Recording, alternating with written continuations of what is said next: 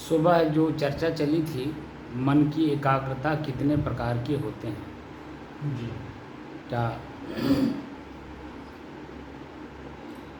पता चला? मन की एकाग्रता सब तो असंख्य प्रकार की होती है। जो भी काम होता है उसमें एकाग्रता की ही जरूरत है।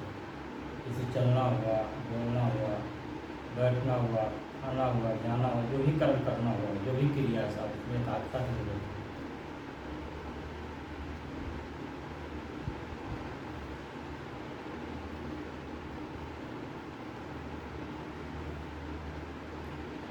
एकाग्रता हमें हमें क्या प्रदान करती है,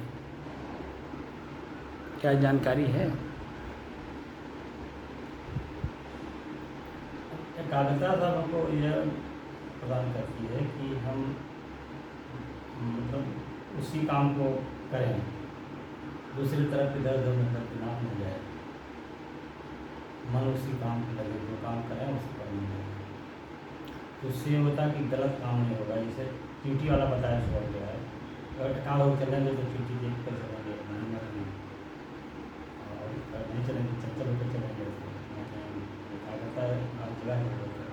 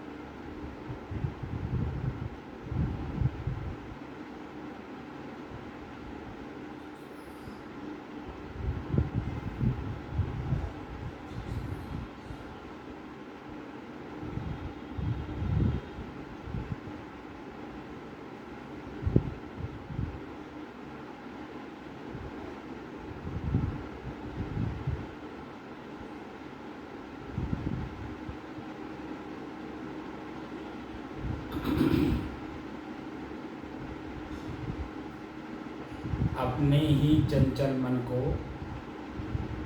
अपने ही बस में करके एकाग्रता, स्थिरता एवं स्वयं अपने आप में शांति का अनुभव करने की दृष्टि से पुनः साधना करते करते आज 1319 दिन हो गए। तारीख 17 जून सन 2025, दिन मंगलवार, सायंकाल का समय।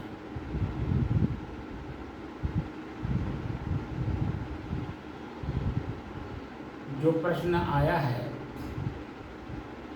कि एकाग्रता हमें क्या प्रदान करती है, एकाग्रता हमें दो चीज़ें प्रदान करती है। एक तो चेतना, दूसरे सतर्कता और सावधानी, जो हमारी स्थिरता में सहायक होते हैं। मैं जो अपने आप में स्थिर वस्तु हूँ, उस स्थिरता में सतर्कता और सावधानी, चेतना में रह करके कार्य करने से स्थिरता हमारी बनी रहती है। सही है ना? जी। जैसे जी। आपने कहा, जो सुबह हम लोगों ने चर्चा किया, रास्ते चल रहे तो यहाँ से हम लोग निकले हैं जी। बाहर, जी। तो नीचे देख करके चले जी। तो चेतना रही। जी। तो चेतना में ही हम सतर्क रहे कि किसी भी चींटी या चूटा या किसी जानवर, जो जीव जंतु हैं, उनके ऊपर हमारा पैर ना पड़े। तो जब हम नीचे देख करके चलेंगे तभी तो जीव जंतु को बचा के चलेंगे। गड्ढा, कांटा, सांप, गोजर, जो कुछ भी हमारे सामने पड़ते हैं छोटी जीव, उनको बचा के चलेंगे। कुछ जीव का नुकसान हमसे होता है, कुछ अन्य जीवों से हमारा नुकसान होता है। जैसे सांप बैठा रहेगा, अगर उसके ऊपर पैर पड़ेगा तो हमें काट लेगा, तो हम मर जाएंगे कि नहीं। बिच्छू अगर बैठा है, उसके ऊपर पैर पड़ गया, डंक मार दिया तो कष्ट होगा कि नहीं। अगर गड्ढा है, गड्ढे में पैर पड़ जाएगा तो या तो मोच खाएगा या तो टूट जाएगा। कंकड़ पत्थर है, कांटा है, उनके ऊपर अगर पैर पड़ गया तो कष्ट देगा कि नहीं देगा, पीड़ा देगा कि नहीं देगा। तो हमारी जो स्थिरता है, उस स्थिरता को वो सब चीज़ें भंग किए कि नहीं कर देंगे। और अगर हम सावधानी पूर्वक चल रहे हैं तो, सतर्कता और चेतना में है तो नहीं, तो हमारी स्थिरता ज्यों की त्यों बनी रहती है, क्योंकि हम उससे बच करके अपने गंतव्य की ओर चल पड़े। एक एक परग यानी एक एक कदम जो हम लोग चलते हैं, एक पैर उठाते हैं, दूसरे जगह रखते हैं, अगर देख करके रखेंगे तो अगला कदम निश्चित है कि हमारी सावधानी पूर्वक, जैसे हमारा पैर है जिसमें किसी प्रकार का कोई दिक्कत नहीं है, ना कांटा गड़ा तो दर्द है, ना बिच्छू मारा तो दर्द है, ना सांप काटा तो हम मरने जैसा भाव आएगा, ठीक है।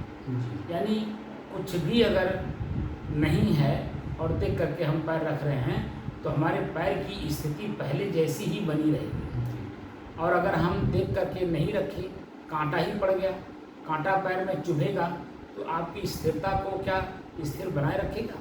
क्या पैर की पहले जैसी स्थिति बनी रहेगी? तो भंग किया कि नहीं किया? चंचल हुए कि नहीं, हम परेशान और दुखी हुए कि नहीं हुए? तो उन सभी चीज़ों का कारण हम स्वयं ही हैं।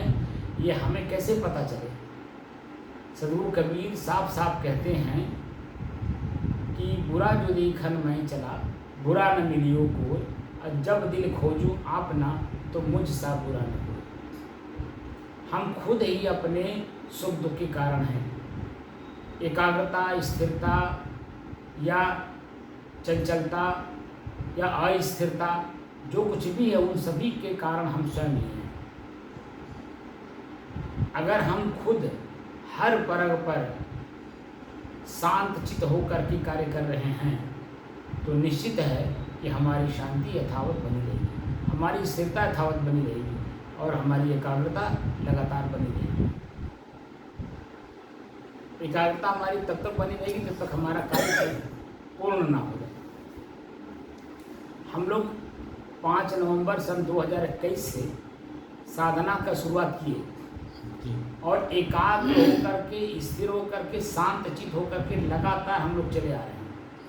और कहाँ पहुँचना है? स्वरूप स्थिति तक। हमारी स्वरूप स्थिति की मंजिल अभी मिली नहीं है। अभी बीच के जो पड़ाव हैं, हम उसके बारे में अभी जानने, समझने और देखने में लगे हुए हैं, ताकि ये जो देखना, जानना, समझना है, इनसे हमारी स्थिरता का, हमारी अस्थिरता का क्या अंतराल है, उसको जानने में लगे हैं। छोटी छोटी चीज़ें हमारे बड़ी चीज़ों में सहायक होती हैं। जैसे 1-1 रुपया इकट्ठा करने से ही लाख करोड़ रुपया होता है, और वह जब लाख करोड़ होता है तो एक जगह लगा देने से उसका जो भाव है वो स्पष्ट दिखाई देने लगता है, उसकी जो क्रिया है। जैसे अगर करोड़ रुपया है तो 10 लाख की ज़मीन ले लिए, 10 लाख घर बनवाई में लगा दिए, बाकी जो है उसकी और अन्य चीज़ों में खर्च में लगा दिए, तो आप देखेंगे कि आपकी मानसिक स्थिति यथावत बनी रहेगी। अब वो करोड़ रुपया आपका बाहर अन्य लोगों को दिखाई देगा, आपको भी दिखाई देगा, उससे सुख भी मिलेगा। शरीर जब तक रहेगा उस घर में रह करके आनंद भी उठाएगा, है कि नहीं जी? ऐसे ही छोटी छोटी चीज़ों पे हम जब ध्यान देने लगते हैं तो ध्यानम निर्विषय मन, जो भाव बताया गया, उससे हमारे विषय वासनाओं से मुक्ति पाने का साधन मिलता है। जब छोटी छोटी चीज़ों को हम नज़रअंदाज करते हैं तो हमारी वासना जो की त्यों बनी रहती है, और वो ही पीड़ा का कारण है। अस्थायी रूप से जो जन्म जन्मांतर से हम अनंतों काल से चले आ रहे हैं, वह यही है कि हम अपनी ही वासना को अपने से मुक्त नहीं कर पा रहे हैं, और जो कृत्यों वो बनी हुई है। तो हम चाहते हैं मुक्ति इस शरीर से, कि सदैव के लिए हम सुख के सागर में जाके निमग्न हो जाए। तो उसके लिए छोटी छोटी चीज़ों को नज़रअंदाज अगर करेंगे तो बड़ी चीज़ कैसे प्राप्त करेंगे। आपको दिल्ली जाना है, क्या लगातार आप दिल्ली जा कर के आपकी ट्रेन रुकेगी? हर स्टेशन पर रुकती हुई जाएगी, और हर स्टेशन का आपको आनंद उठाते हुए जाना होगा, देखना होगा, जानना होगा, समझना होगा। उतरने लायक होगा, कुछ लेने लायक होगा तो उतरेंगे, लेंगे, खाएंगे, पिएंगे, थोड़ा सा भीतर की गर्मी से, बाहर की हवा से अपने आप को कुछ मुक्त भी करेंगे, क्योंकि भीतर गर्मी रहती है, उमस रहता है, बाहर निकलने से थोड़ा सा राहत मिलती है। ये सब चीज़ें भी तो देखने को मिलती हैं। लेकिन ये भी पता रखना रहता है, ध्यान रखना रहता है कि ट्रेन कितने मिनट रुकेगी। जितने मिनट ट्रेन रुकेगी उतने ही देर आप जम्मू स्टेशन पर आ सकते हैं। अन्यथा ट्रेन चल अगर आप थोड़ा सा भी स्टेशन पे निष्फिक्र हुए तो आपका चिंता बढ़ा देगा, क्योंकि वो ट्रेन छूट जाएगी। तो अगली ट्रेन मिलने तक आपकी चिंता बढ़ेगी कि नहीं बढ़ेगी? आपका सामान, आपके लोग उसी ट्रेन में चले जाएंगे, आपकी चिंताएं बढ़ा देगी। अगर मोबाइल है आपके पास तो सामान और व्यक्ति मिल जाएंगे आपको अगले स्टेशन पे जहाँ भी आपको उतरना है। अगर मोबाइल नंबर नहीं है तो लोग कहाँ जाके उतरेंगे? अगले स्टेशन पर उतर जाएंगे, या जो आपका स्टेशन है अंतिम स्टेशन वहाँ जाके उतरेंगे। कहाँ उतरेंगे, कहाँ आपको खोजेंगे, हर प्रकार की चिंताएं आपको व्याप्त हो जाएंगी। ऐसे ही जो हमारा मूल स्टेशन है वो है स्वरूप स्थित। हमको उसी अंतिम स्टेशन पर पहुंचना है। स्व को स्व में अस्थायी रूप से स्थित कर देना। तो ये जो पड़ाव हैं, आँख से देखा हुआ दृश्य, कान से सुना हुआ दृश्य, जीभ से लिया हुआ दृश्य, ये जो पड़ाव हैं, इन पड़ावों से अपने आप को ऊपर करना होगा।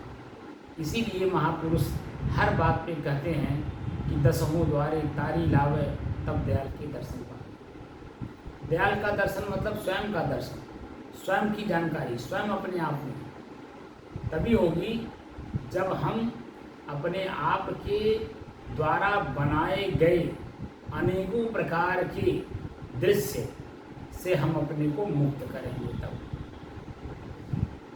तो दृश्य को पहले देखना होगा, जानना होगा, समझना होगा, रखने लायक होगा तो रखना होगा, अन्यथा वहीं उसका परित्याग कर देगा।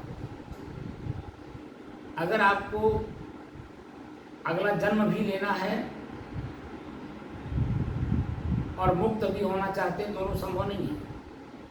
अगला जन्म अगर लेना है तो अच्छे कार्य करने होंगे, जिससे कि अगला जन्म हमारा आज से बेहतर हो। अगर मुक्त होना है तो अच्छे और बुरे दोनों कर्मों से ऊपर उठना होगा, और जो मेरा स्वरूप है शुद्ध, स्थिर, शांत, एकरस, शाश्वत, उसी में हमें 24 घंटा निमग्न रहना होगा। और उसमें निमग्न रहने के लिए अपनी भूख, प्यास, नींद, आलस, निद्रा, जमुआई, माने शरीर और शरीर से उत्पन्न होने वाले सुख दुख दोनों से हमें ऊपर उठ करके शांत चित्त बने रहना होगा। बात समझ रहे हैं? और लगातार, और कब तक? जब तक हमारे शरीर का हमसे बिछोह ना हो जाए, तब तक लगातार बने रहना होगा। अगर आप तब तक लगातार बने हुए हैं जब तक आपका मृत्यु नहीं हो रहा है, तो निश्चित है कि ये संसार आपसे अलग होकर के अलग ही रह जाएगा, और आप जैसे हैं वैसे ही रह जाएंगे। लेकिन अगर बीच बीच में आँख खोल दिए, दृश्य देख लिया, कान से सुन लिए शब्द को, तो शब्द जैसा मस्तिष्क को मिलेगा, कान को मिलेगा, वैसे ही आपके मनोभाव बदल जाएंगे। और जैसे ही मनोभाव बदले, आपका जो स्वरूप का स्थिति है, शुद्धता है, वो चंचलता में बदल जाएगी। तो वो जो टिपके किया विनाश, यानी एक बूंद नींबू का रस 9 मन दूध में पड़ जाने से फाड़ देता है, ऐसे ही आपके स्वरूप की स्थिति में ये एक दृश्य पल भर में आपके चित्त को चंचल बना देगा। बात समझ रहे हैं? इसलिए एकदम जितना हो सके एकांतवास में रहिए। शरीर हमारा वहाँ कुछ नहीं करता है अगर हम अपने आप में शांत चित्त बने हुए हैं। शरीर जर्जर अवस्था में हो या शरीर में किसी प्रकार का कोई दिक्कत हो, चाहे वो लकवा मारा हो, चाहे हार्ट का प्रॉब्लम हो, यदि ब्रेन छोड़ करके हमारे शरीर का किसी भी अंग का किसी भी प्रकार से अगर इधर उधर हुआ है, अगर चित्त यानी मस्तिष्क हमारा सही है तो हम अपने शरीर के किसी भी अंग के द्वारा दुख पीड़ा सब कुछ हम सहन कर ले जाएंगे।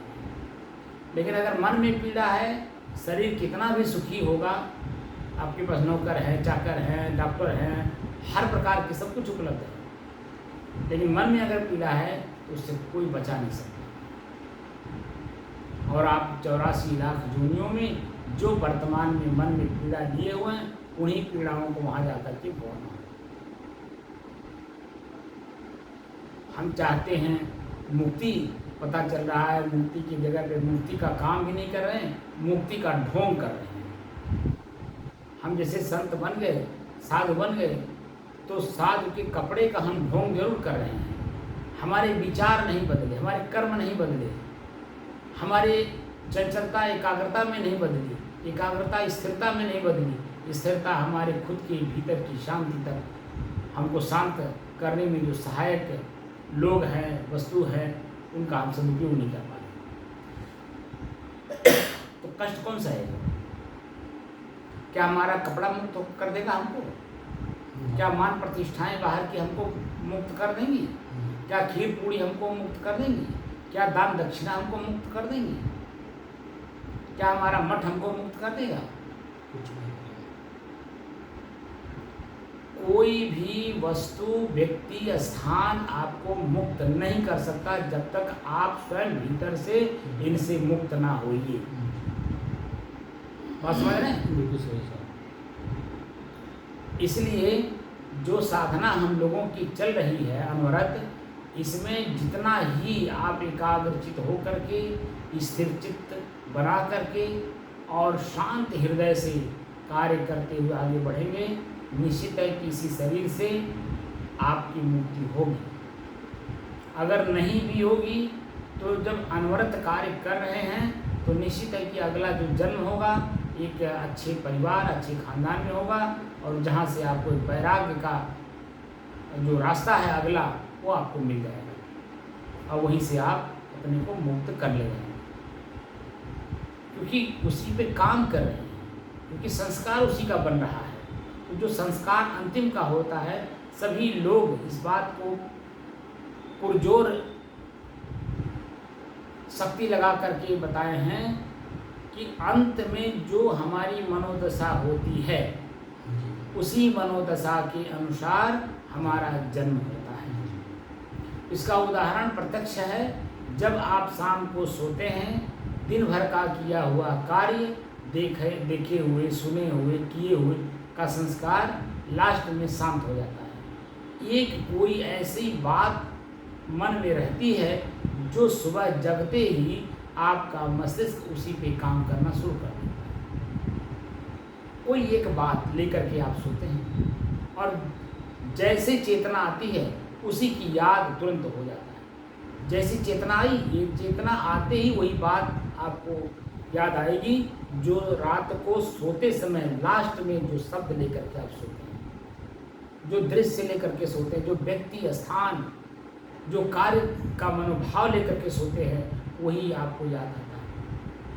तो प्रत्यक्ष प्रमाण है, रात में हम जो सोते हैं वो मृत्यु समान होता है, और जगने का मतलब हुआ जन्म। आप पुनर्जन्म में आप जब जाएंगे, 9 महीना माता के गर्भ में रहना होगा, और 9 महीना माता के गर्भ में वहाँ रह करके आप अपने ही शरीर का गठन आप स्वयं करते हैं, आपको हमको नहीं मालूम। लेकिन जब हम माँ के गर्भ में जाते हैं तो हमारे विचार उस गर्भ में जाने से पहले जैसे कर्म है, जैसे संस्कार हैं मन की, उसी तरह से अपने शरीर का गठन हम स्वयं करते हैं। जो नाना प्रकार के बच्चों को देखा जाता है, हृष्ट पुष्ट भी देखा जाता है और शरीर से 8 प्रकार से टेढ़े मेढ़े भी देखे जाते हैं, जैसे अष्टावक्र जी थे। ये सब जो हमारे संस्कार मन में होते हैं, उसी तरह से हम अपने शरीर का गठन करते हैं। इतनी सूक्ष्म बातें हम नहीं समझ पाते, क्योंकि ये आँख बार बार बाहर देखता है, ये कान बाहर बाहर का शब्द सुनता है और ये जीभ बाहर का स्वाद लेता रहता है।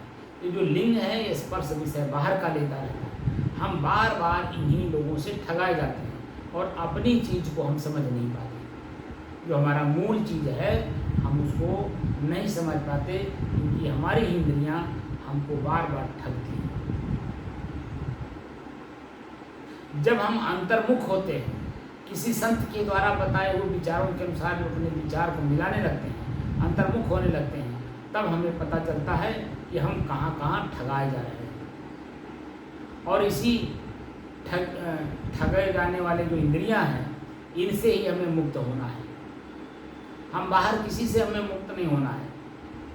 अपने शरीर और शरीर की जो इंद्रियां हैं, इनकी जो विषय और भोग हैं, इन्हीं से हमें अपने आप को बचाना है। वो बचना ही है, मुक्ति है। जीव किसी चीज़ का अगर आदत बना दिया है तो देखिए वो आदत के चलते आप हमेशा चंचल बने रहते हैं। सुरती हो, बीड़ी हो, गांजा हो, जीव का स्वाद हो, जो कुछ भी जिस भी प्रकार से अगर आपने जीव का आदत बनाया है, तो आप देखेंगे कि जैसे ही वो आदत आपके मांसपेशियों पर क्रिया करना शुरू करता है, मन आपका चंचल हो जाता है।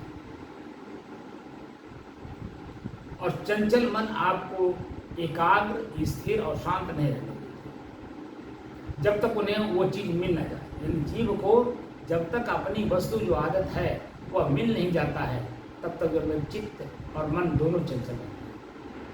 वहाँ कितना भी प्रिय बात बोलिए, कितना भी प्रिय सामान खिलाइए, उनका वो चीज़ें अप्रिय लगती हैं, क्योंकि उनकी जो आदत है वो उन्हें नहीं मिल रहा है। इस चीज़ को देखे हैं कि नहीं, केयर किए हैं कि नहीं कभी? इसलिए हमको अपनी आदत पर ही पकड़ बनानी है, अपनी आदत को ही सुधारना है।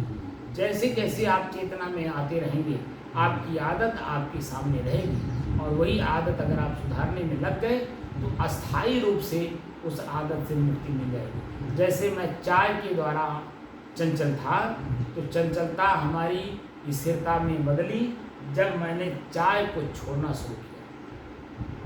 और चाय जब छोड़ना शुरू किया, चाय कि जब समय होता था या किसी को चाय पीते हुए देखता था या चाय शब्द मैं सुन लेता था, तो हमारा चित्त चंचल हो जाता था। आज स्थिति ये है कि हमारे सामने आप चाहे चाय पीजिए चाहे कुछ करिए, हमको कोई परेशानी दुख नहीं होता, कि हमारा कान चाय सुन करके चित्त को चंचल नहीं करता है, क्योंकि जीव हमारे बस में हो गया। क्योंकि जीव में जो आदत चाय की लगी थी उसको हमने जीत लिया। आज 8-9 साल हो गया, शरीर एकदम हल्का फुल्का और शांत लगता है, मालूम पड़ता है कि मैं शरीर में कहीं कहीं हूँ। लेकिन वो जो आदत थी, वो आदत हमको अपने तक जाने नहीं देती थी। हम लाख चर्चा सत्संग की करते थे, लेकिन हमारा मन चित्त उसी चाय पे बना रहता था। आप समझे? और वह चाय छूट गई, आज 8-9 साल हो गया। अब पता चलता है कि शरीर और मन, चित्त, इंद्रियां बिल्कुल एकाग्र हैं, स्थिर भी हैं और शांत हैं। अस्थायी रूप से हो गए, क्योंकि वो अस्थायी रूप से छूट गए। अस्थायी कार्य करना है, इसीलिए जितने भी आदत हमारे जीवन में हो उसको एक एक करके हमें निकालना है। और जैसे वो निकलता जाएगा, उसके द्वारा उत्पन्न दुख आपका सुख में अस्थायी रूप से बदल जाएगा। चित्त मन उस पर बार बार नहीं जाएगा। ना उसके अच्छाई का गुण गाएगा, ना उसकी बुराई का गुण गाएगा, बल्कि जो अन्य कार्य करने हैं उस पर मन एकाग्र होकर के, स्थिर होकर के, शांत होकर के, उसकी जो लक्ष्य बना है उस लक्ष्य के प्रति एकाग्रचित होकर के कार्य करता हुआ आगे बढ़ेगा और कार्य को पूर्ण रूप से संपन्न करेगा। और जब कार्य पूर्ण रूप से संपन्न हो जाता है तब देखिए मन हल्का लगता है। लेकिन जब किसी प्रकार का कोई त्रुटि रह जाती है तो कार्य संपन्न होने के बाद भी मन उसी पर सिर्फ लगा रहता है जो त्रुटि हुई रहती है। जैसे मान लीजिए किसी का लेन देन किया है तो आपके अन्य कामों में मन नहीं लगेगा, न वहाँ जाएगा, लेकिन जो लेन देन किए हैं, जिसका जितना लिए हैं, जब तक वो आप दे नहीं देंगे, आँख देख नहीं लेगा, मस्तिष्क समझ नहीं लेगा, तब तक जब में बार बार मन उसी पे जाएगा कि फलाने का पैसा इतना बकाया है, उसको कहाँ से हम करें कि ताकि हम उससे मुक्त हो जाए। ये मन में उत्पन्न होता रहता है और वही जन्म पीड़ा का कारण होता है। सही गलत? नहीं, सही। और जब हम उसको देख करके मुक्त हो जाते हैं तब शांति हल्का हो जाता है, मन बार बार उस पर नहीं जाता और मन में किसी प्रकार का पीड़ा नहीं होती, दर्द नहीं होता, दुख नहीं होता है और अपमानित होने जैसा भाव नहीं होता है। बस समझ रहे? इतना साहब कि जिससे पैसा लिया जाता है उसके सामने पढ़ने में दिक्कत होती है। क्या कह रहा हूँ? सामने में पढ़ जाना नहीं तो क्योंकि वह तो समय जो निर्धारित किया गया उसके बाद ये सब भावनाएं और चंचल कर देती है। सामने ना पढ़ें, वो हमको देखे ना, हम उसको देखें ना, तमाम तरह की उसकी परछाई हमारे सामने ना पड़े, तमाम चीज़ें मन में उत्पन्न होती हैं, वो चंचलता में आता है। लेकिन जो समय सीमा है उसके अंदर की बात कर रहा हूँ कि बार बार चित्त उसी पे जाता है कि समय इतना है और मेरे पास पैसा अभी हो नहीं पाया, कहाँ से करें, कैसे करें, उनका देख करके हम उनसे मुक्त हो गए। बात समझ रहे हैं? वह अस्थाई होता है क्योंकि आप जब दे लेते हैं तो चित्त हल्का हो जाता है, बार बार मन उस पर जाता नहीं है और ना ही आपको किसी प्रकार का कोई कार्य करना पड़ता है। तो अस्थायित्व तो मिल गया कि नहीं मिल गया? ऐसे ही जो हमारी 5 इंद्रियां हैं, ध्यानम निर्विषयम मन है, तो विषय क्या है? 5 इंद्रियों की 5 विषय हैं। आँख का विषय रूप, कान का विषय शब्द, जीभ का विषय स्वाद, लिंग का स्पर्श विषय, नाक का सुगंध दुर्गंध। इन्हीं विषयों से हमें अपने आप को मुक्त करना है। और जिस दिन किसी एक विषय से अगर आप मुक्त हो गए, जैसे स्वाद है, जीभ के द्वारा स्वाद को अगर आपने जीत लिया तो आपको चाहे ज़्यादा नमक मिर्च मसाला तेल हो, चाहे स्वाद बेस्वाद हो, चाहे आपके अनुकूल, जैसे आप भिंडी खाना चाहते हैं, सामने जो है आपके पड़ गया करेला, आपने मंगाया भिंडी कह करके और बालक गए भिंडी की जगह करेला ले आए तो कष्ट नहीं होगा, क्योंकि जीभ के स्वाद को जीत लिए हैं। क्योंकि करेला में कड़वापन होता है और उस कड़वापन को जैसे ही आपने शब्द सुना कि भिंडी नहीं करेला लाया हूँ, अगर आपने जीभ को जीता नहीं है तो मन चंचल हो जाता है और जीभ के द्वारा अनेकों प्रकार के शब्द ऐसे निकल जाते हैं कि जो बच्चा वो सौदा ले आया है मार्केट से उसको पीड़ा हो जाती है। लेकिन जब आप जीत लेते हैं तो चाहे भिंडी लाए चाहे करेला लाए, क्या फर्क पड़ता है उससे? क्योंकि करेला खाएंगे तो भी मन शांत रहेगा, भिंडी खाएंगे तो भी शांत रहेगा और आप शब्दों की झड़ी नहीं लगाएगा, ना सामने वाले को कष्ट होगा ना, क्योंकि क्रोध अग्नि है और क्रोध रूपी अग्नि जब अपने भीतर जागती है तो अग्नि स्वयं जलती है, दूसरे को भी जलाती है। तो क्रोध हमारे अंदर में जागा, वह अग्नि है तो हमको जलाएगी कि नहीं? हम स्वयं जल रहे हैं, वो जो गुस्सा आ गया वो जलना ही तो हुआ है और हम उसी गुस्से में सामने वाले को भी जलाते हैं, हाथ से मार करके, जीभ से शब्द बोल करके, तमाम तरह के उसको कष्ट देते हैं क्योंकि हम खुद भीतर से दुखी और कष्टित हो गए। जैसे जैसे एकाग्रता बढ़ती जाएगी वैसे वैसे आपकी स्थिरता भी दिखाई देगा और जैसे जैसे स्थिरता दिखाई देगा आपकी चित्त में उतना ही शांति अपने आप दिखाई देगी। वो आप खुद महसूस करेंगे कि मेरा चित्त हल्का है मतलब शांत है। और अगर दबाव महसूस कर रहा है इसका मतलब पीड़ित है। बात समझ रहे हैं? ऐसे ही हम अपने श्वास को शुरुआती दौर में क्यों देखें? इसलिए कि अलग अलग वस्तुएं अलग अलग जब हमें दिखाई देती हैं तो उसके बारे में उसकी अच्छाई और बुराई जान मिलता है, और जानने से अगर अच्छा है तो ग्रहण करेंगे, अगर बुरा है तो उसका त्याग कर देंगे। उसका त्याग ही आपकी अस्थायी शांति है। बात समझ रहे हैं? अगर आपने उसका उपभोग कर लिया तो वो निश्चित है कि प्रक्रिया में आ गई, वो लगातार चलता रहेगा। इसलिए त्याग में जितना शांति सुख आप महसूस करेंगे उतना संग्रह में नहीं।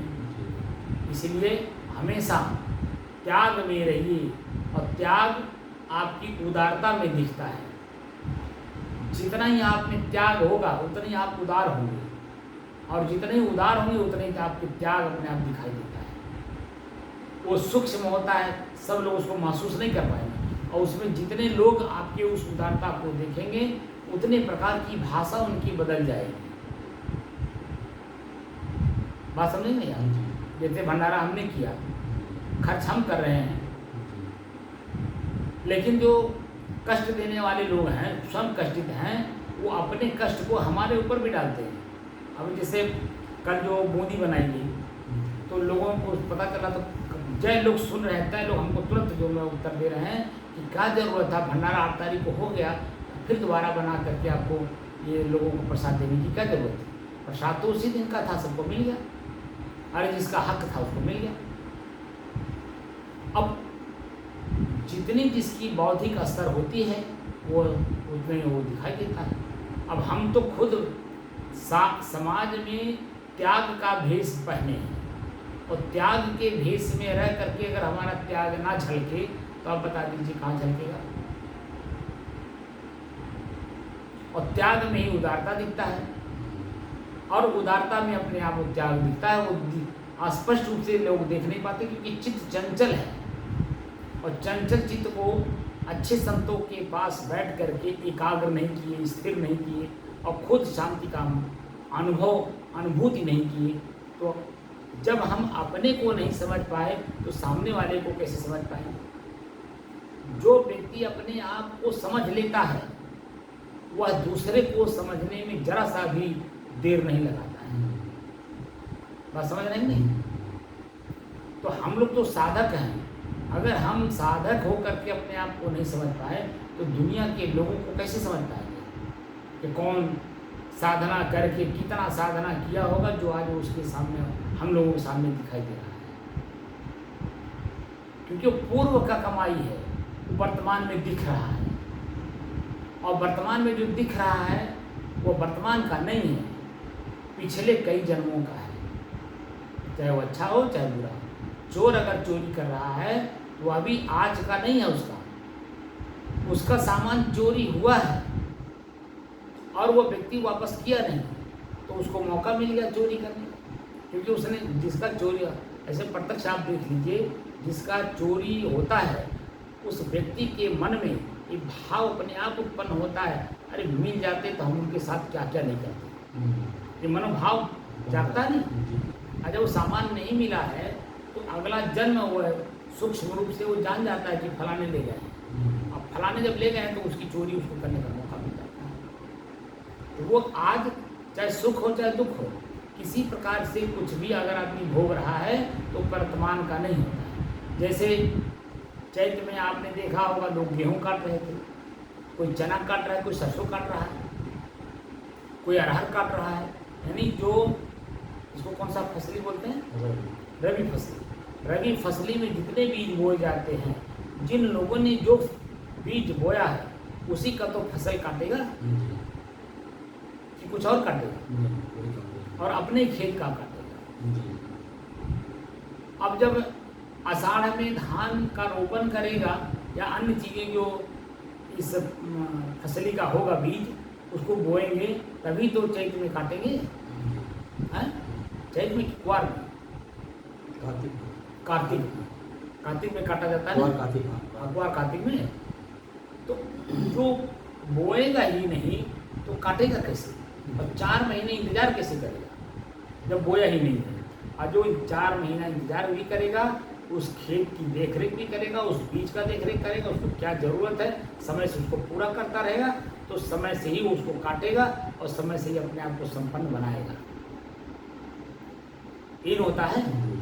तो हम लोगों की जो स्थिति है वह स्वरूप स्थिति है, और स्वरूप स्थिति तक पहुंचने के लिए हम लोगों को कौन कौन से कार्य वर्तमान में करने हैं, नहीं करने हैं, ये चेतना में रहने पर ही होता है। क्योंकि सावधानी और सतर्कता तभी आती है, और उसी में डर भी रहता है।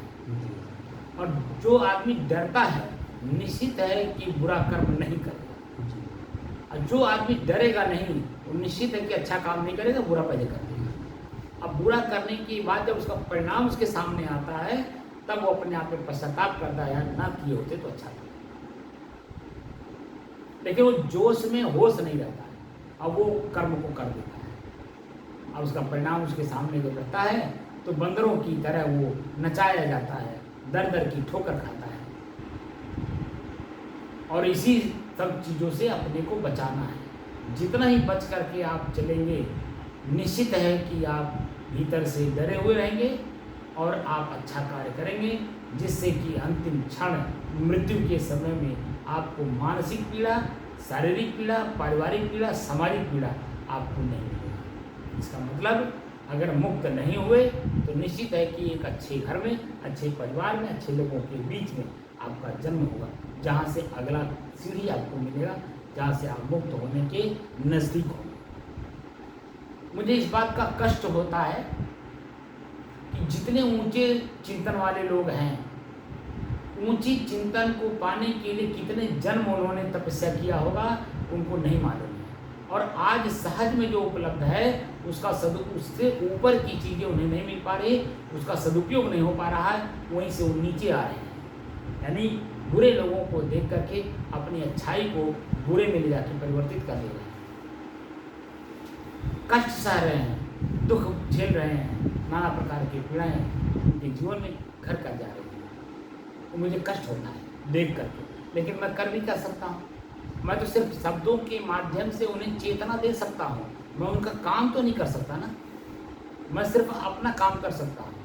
तो कष्ट देखते हुए भी मुझे अपने आप पे शांत रहना पड़ता है, इसलिए कि मैं उनका काम नहीं कर सकता। हाँ, ये है कि मुझे अपने आप में चेतना जरूर मिलता है कि मैं जहाँ हूँ वहाँ स्थिर हूँ या नहीं। इस बात की जानकारी भीतर से हमें मिलता है कि वह तो मान लीजिए स्थिर नहीं है, ऊपर से नीचे जा रहे हैं, लेकिन मैं नीचे से ऊपर जा रहा हूँ या ऊपर से नीचे आ रहा हूँ, या जैसा हूँ वैसा बना हुआ हूँ। ये तीनों काल की दृष्टि हमें देखने को मिल जाती है, और यही सब चीज़ें जानने, समझने और देखने के लिए हम लोग साधना कर रहे हैं, क्योंकि प्रतिदिन कुछ न कुछ नई चीज़ें हम लोगों को मिलती रहती हैं। सही कहा हूँ गलत? इसीलिए जितना ही हो सके मन को केंद्रित करिए, एकाग्र करिए अपने श्वास पर, ताकि श्वास हमसे अलग महसूस हो, और जब अलग महसूस होगा उसमें क्या दिखाई दे रहा है, क्या मिल रहा है, ये सब हमें पता चलता चला जाता है। और हमारी स्थिरता, हमारी चंचलता, हमारी एकाग्रता, जो कुछ भी हमारे भीतर है, अगर है उसको मजबूत किया जाता है, अगर कमज़ोर है तो उसको और देख देख करके मजबूत किया जाता है, कमजोरी दूर की जाती है। ये होता है। तो हम अपने एकाग्रता को कितने प्रकार से देख सकते हैं, जान सकते हैं, और एकाग्रता आने के बाद हमें क्या मिलता है? सतर्कता, सावधानी और चेतना। और चेतना में रहकर, चेतना हमारा क्या है? टॉर्च है। जैसे अंधेरे में आप चले जा रहे हैं और आपको भय लग रहा है, लेकिन अगर टॉर्च है जला लीजिए तो जो वस्तु जैसा है वैसा हूबहू दिखने लगता है, तो आपको कहीं डर नहीं रहता है। लेकिन जब टॉर्च हाथ में नहीं है तो वस्तु दिख तो रहा है, लेकिन हूबहू जैसा है वैसा नहीं दिख रहा है। इसलिए मन में शंका होता है, भय होता है, और अगर हमको चलना होता है तो टो करके चलते हैं, क्योंकि हम देख तो रहे हैं लेकिन स्पष्ट नहीं है वो। तो हमारा मन जो पहले से कान से सुना हुआ कि भूत होता है, ऐसा ऐसा होता है, इस तरह से होता है, तो हमारा वो जो वृत्ति बनी हुई है ना, वो सामने जो वस्तु है उसमें वो भूत प्रेत पिशाच चुड़ैल सांड भैंसा सब दिखने लगते हैं। लेकिन टॉर्च जला दीजिए, जो पेड़ जैसा है वैसा दिख गया, ना उसमें सांड है, न भैंसा, न भूत है, न प्रेत, न पिशाच है, न चुड़ैल है, क्योंकि वस्तु जैसा है वैसा दिख गया टॉर्च की वजह से। ऐसे ही जब हम चेतना में रहते हैं तो जो वस्तु जैसी है वैसा जब दिखाई दे देता है तो हम उसका उपयोग हमें करना है कि नहीं, ये बात की जानकारी रहती है और हम निडर होकर के उससे आगे बढ़ जाते हैं। तो चेतना प्रकाश है और उसी प्रकाश में चलने के लिए हमारे महापुरुष हमको प्रेरित करते हैं। सदगुरु कबीर कहते हैं अंतर ज्योति। अंतर ज्योति का मतलब प्रकाश होता है, तो प्रकाश का मतलब ही चेतना है।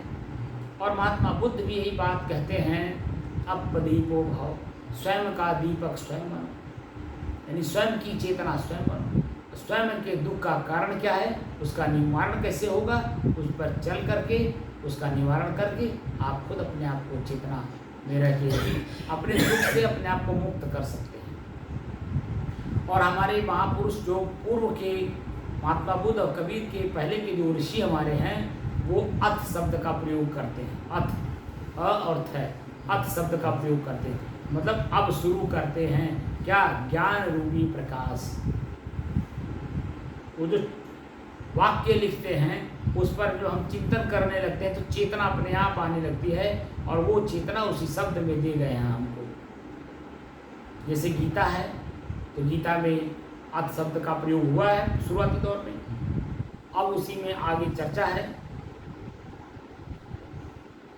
जो पहला श्लोक है उस श्लोक को पढ़िए और आगे के श्लोकों को पढ़ते जाइए, तो कुछ श्लोक तो आपके समझ में बात नहीं आएगी, लेकिन कुछ आगे जाकर के आपको वो श्लोक एकदम हूबहू आपको दिखाई देने लगता है। जैसे आप 15वां अध्याय के चौथा श्लोक जब आप पढ़ेंगे तो देखिए उसमें लिखा है, निर्माण मोह जित संग दोषा अध्यात्म नित्या विनिवृत्ति काम।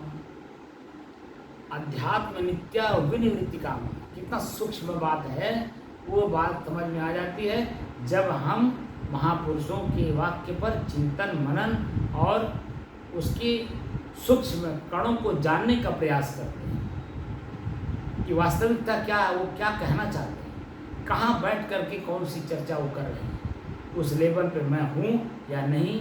जब हम उस लेवल पे अपने को ले जाकर खड़ा करते हैं, बात तुरंत समझ में आती है। जैसे हम लोग प्रतिदिन सुबह शाम साधना कर रहे हैं, यह अध्यात्म नित्य है, नित्य प्रतिदिन दोनों टाइम हम लोग कर रहे हैं। यहाँ तक कि समय मिलता है तो दोपहर को भी कर लेते हैं, जब भी समय मिलता है खाली रहते हैं तो हाँ अभ्यास कर लेते हैं। उससे क्या होता है, विनिवृत्ति काम, विशेष रूप से काम वासना पर विजय प्राप्त कर लेते हैं, जो हमारे जन्म मरण का मूल कारण है।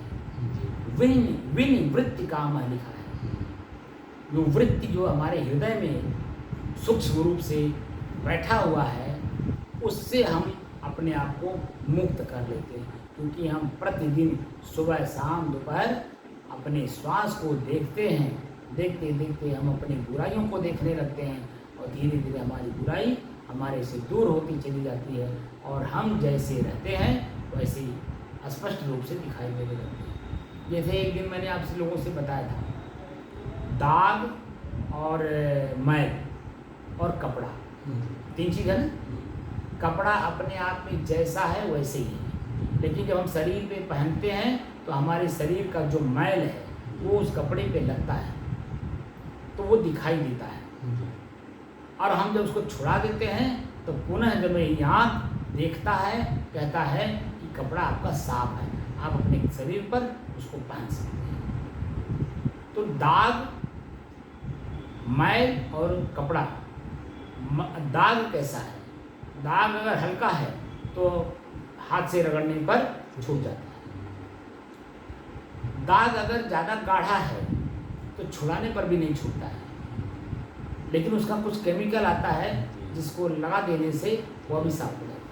तो जब तक दाग कपड़े से दूर नहीं होता है, कपड़े का अपना खुद का स्वतः जो उसका रूप रंग है वो दिखाई नहीं देता है।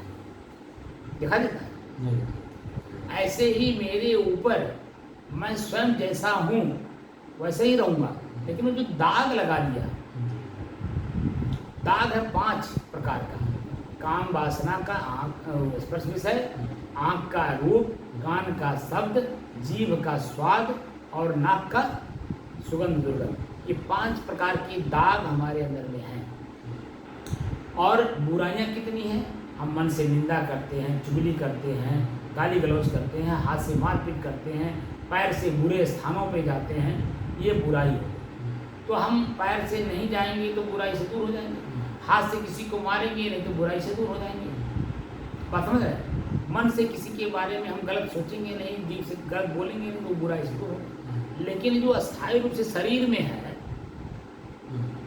उसको कैसे हम मुक्त कर लेंगे? अपने से कैसे मुक्त करेंगे अलग से? उसके लिए प्रगाढ़ साधना करना होगा।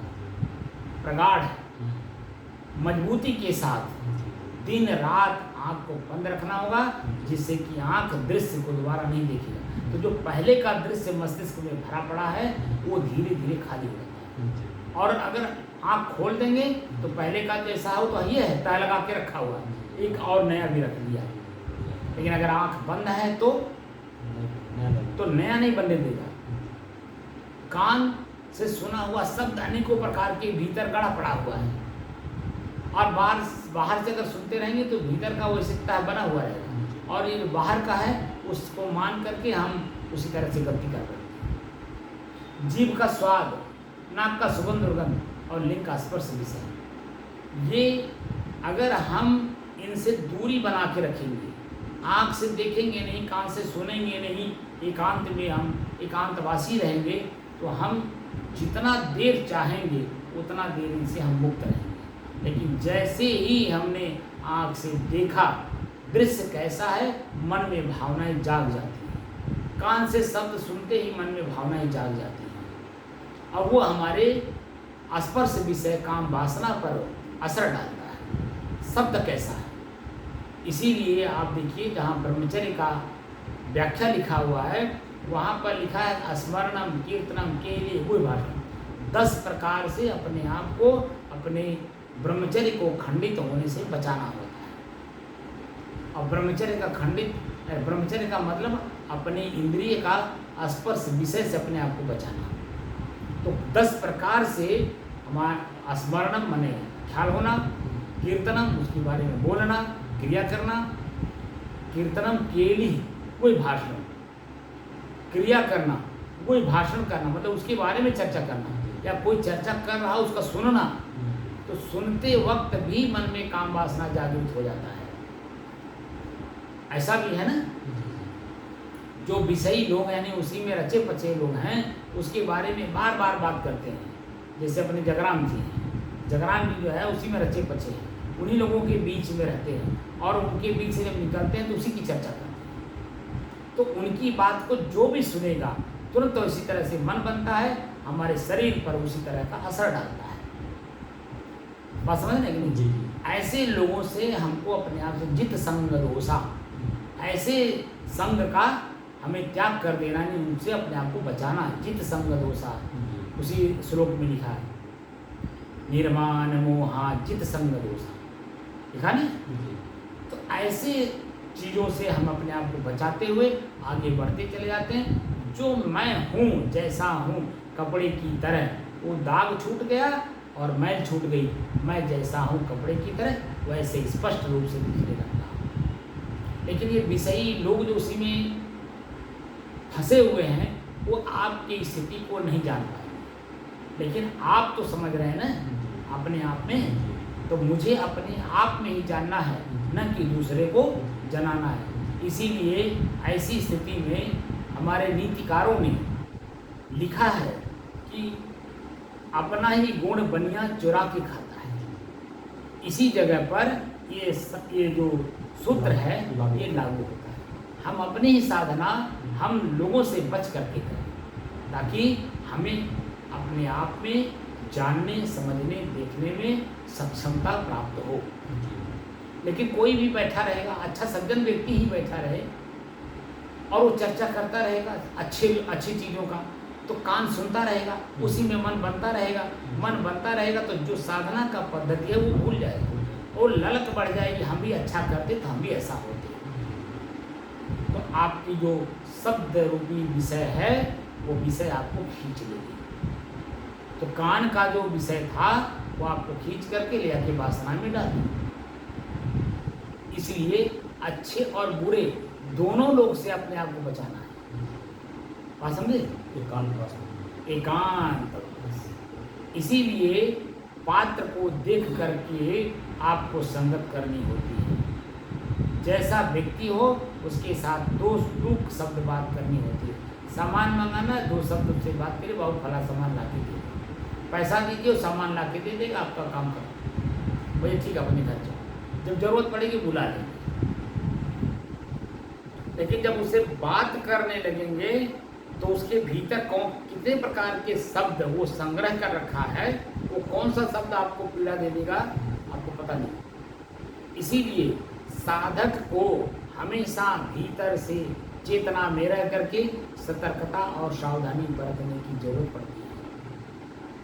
बात समझ रहे हैं?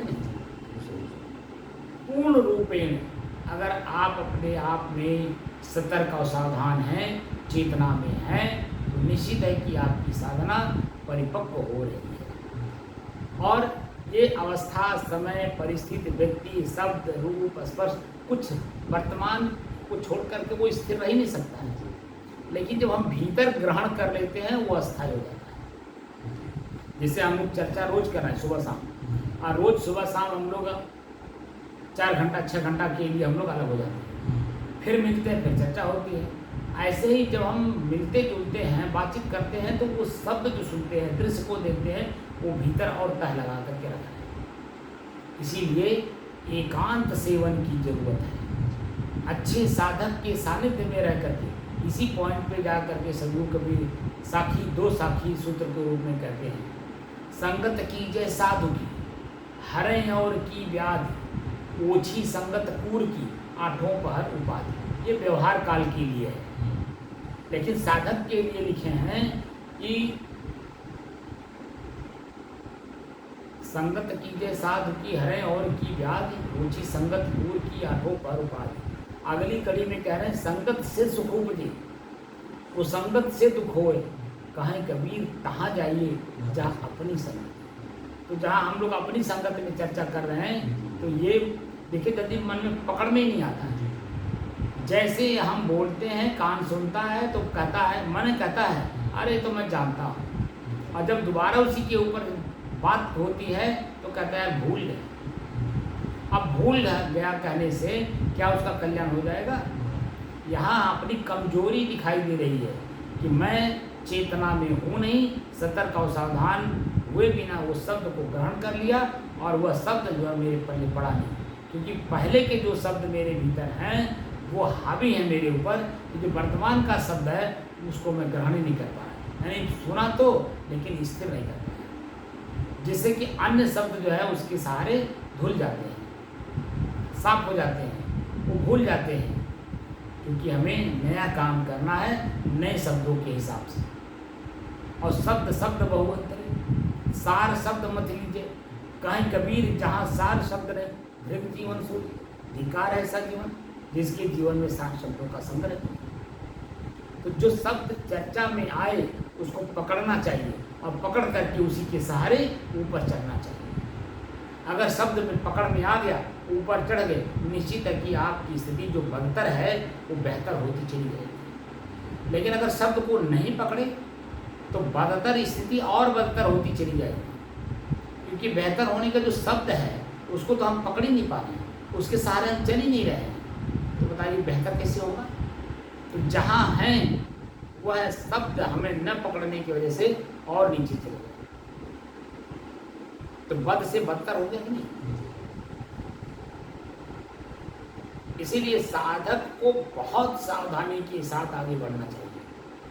जितने ही वो सावधान रहेगा, सतर्क रहेगा, चेतना में रहेगा, निश्चित है कि वो अपने काम को सफलतापूर्वक कर ले जाएगा।